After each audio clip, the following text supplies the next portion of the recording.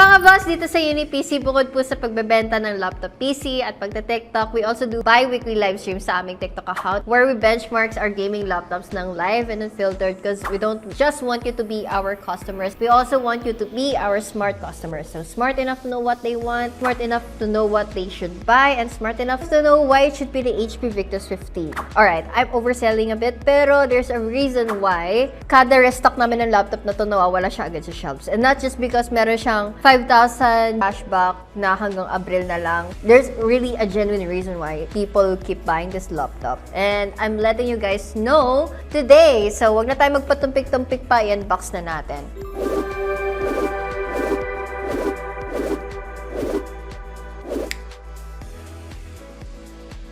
Alright, so yung variant na meron ako dito today is the HP VICTUS 15 Fi2729TX. Meron siyang Core i5 13 Gen 420H processor. So, 13 Gen H processor yan. And then, RTX 4050 na GPU. And then, a single stick of 16GB DDR4 memory. This one, you can buy retails for 58,000 pesos as far as I know. Pero you can buy this at UniPC for as low as 51. Tapos meron pa siyang cashback, 5,000 pesos. If you want something cheaper, available din siya with a 3050 and a 2050. So, let's open it. Natest ko na yung 2050 during our live stream with decent expectations kasi HP has always had a good rep. Hindi ko lang in-expect na it would be that good. Hindi siya flawless, of course. It still has some few quirks na feeling ko medyo papatawarin mo pa rin. Kasi, maganda talaga siya legit. So, ito yung laptop natin. So, siya? It's having its egg tray moment dyan. Kasi mas eco-friendly daw niyang setup instructions. So, meron siyang dalawang uri ng plug dito. Yung pang American Asian and then the European one. So, bahala na kayo. At least may options kayo dito. Pwede na naman gamitin to dun sa socket na to. Okay. So, ang gagamitin lang natin is yung Asian American socket. Kidding aside, let's open our laptop. Ilabas na natin siya sa kanyang egg tray. Ang weird nga lang ng plastic niya, like sobrang nipis. But that's fine.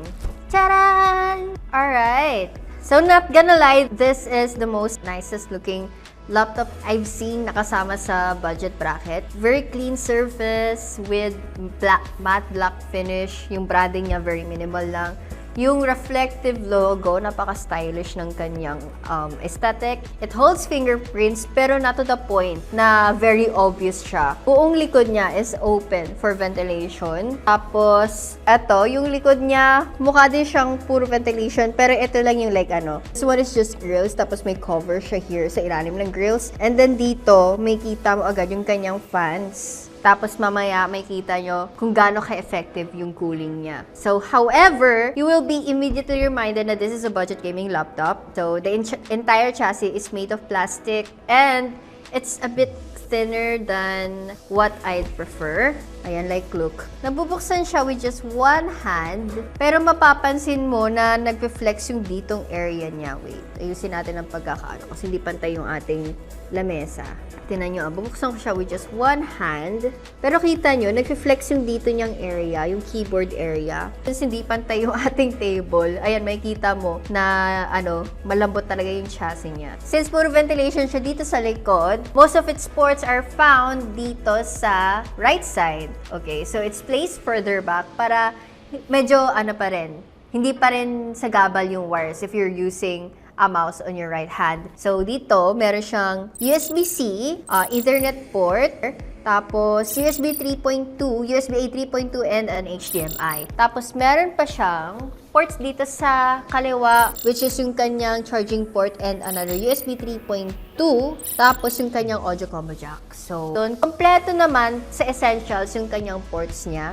Medyo lang, feeling ko it would benefit with another USB-C, USB-A port. Ayan, kahit isang USB-A port lang.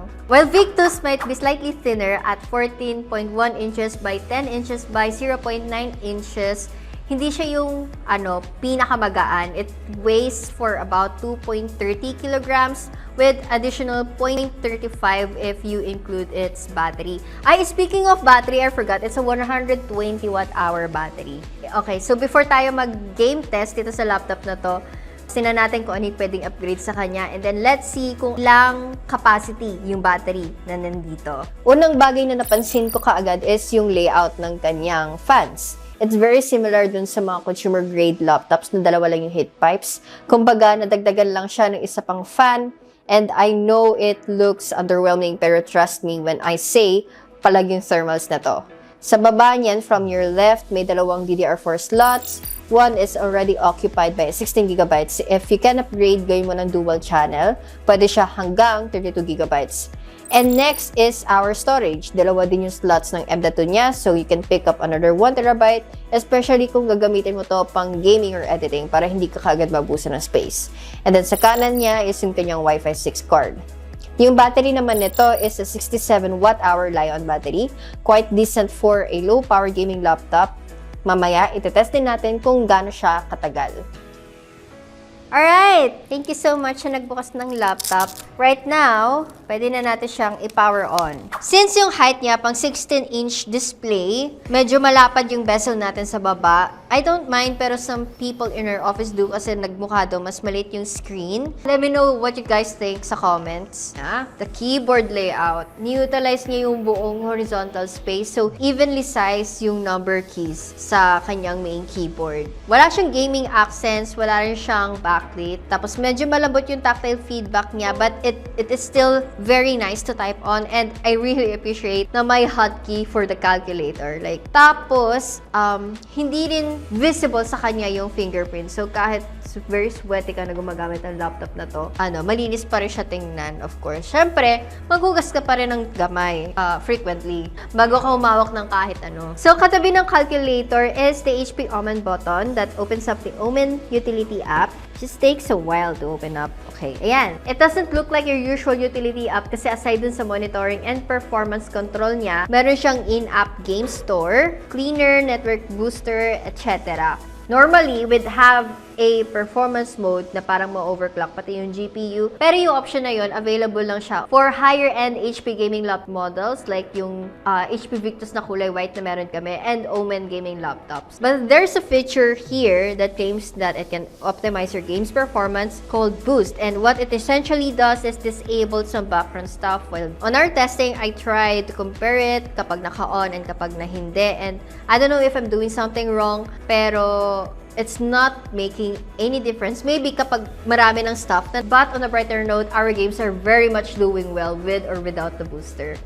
I forgot to mention na yung TDP ng RTX 4050 nito is a 45 watts plus dynamic boost. Kulang pa yan for power users pero enough na siya for most AAA titles at 1080p from medium to high settings or higher, as you can see here on our benchmarks. And for games na may frame gen, the DLSS 3 is a huge performance aid, especially if you're playing newer titles like Monster Hunter Wilds or Hogwarts Legacy.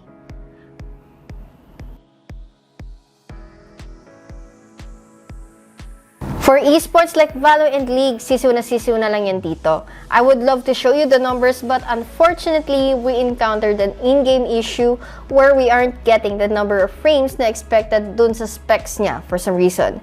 We weren't able to find the fix, pero to make sure na walang problema ang ating unit, tinest ko rin siya sa CS2 and Cinebench. And the results are well within the parameters naman. I'm not sure anong ganap sa Riot Games na yan. If you guys have any clue, please let me know. Anyway, sa Cinebench, we got a multi-core score of 10,079 and a single-core score of 1,600. For temps, dito talaga nagpasikat yung laptop natin. At idle, naglalaro lang sa 40 degrees Celsius yung CPU, while 36 degrees Celsius naman sa GPU. Dito sa kanyang Omen App, pwede kang mamili between two fan speeds, yung auto at max.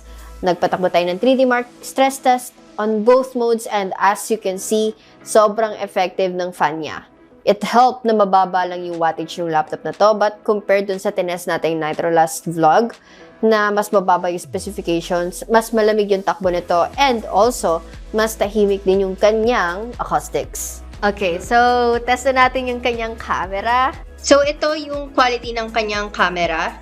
It's not great, but then again, we can't expect much sa isang budget gaming laptop. Ito na rin yung tunog ng kanyang microphone. So, ito yung kanyang speakers. At 50% volume, nakasa natin pag drag-drop na yung bass.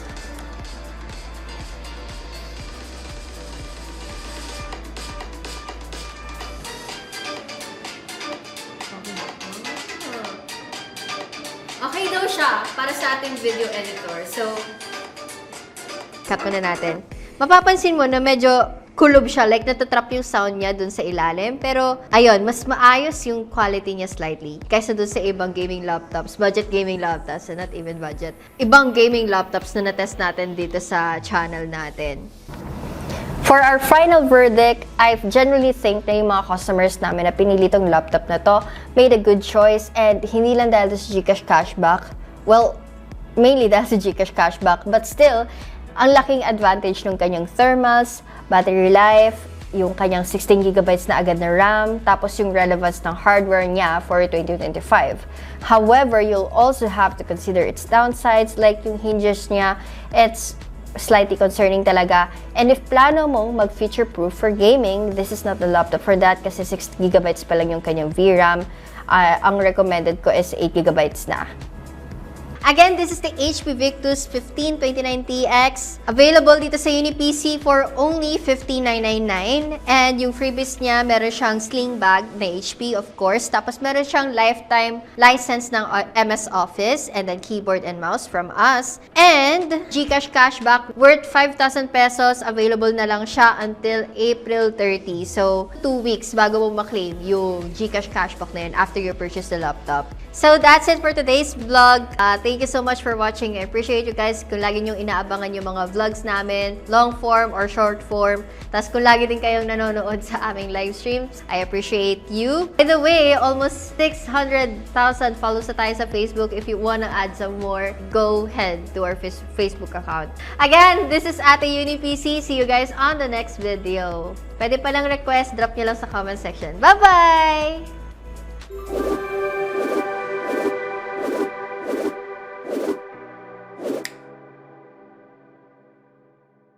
May ano na ulit, test record na ulit. Oh, yan, nagre-record yan. Wow! Wee! Hi mga boss, dito sa UniPC, we don't just... Ay, nag-English ako. Okay.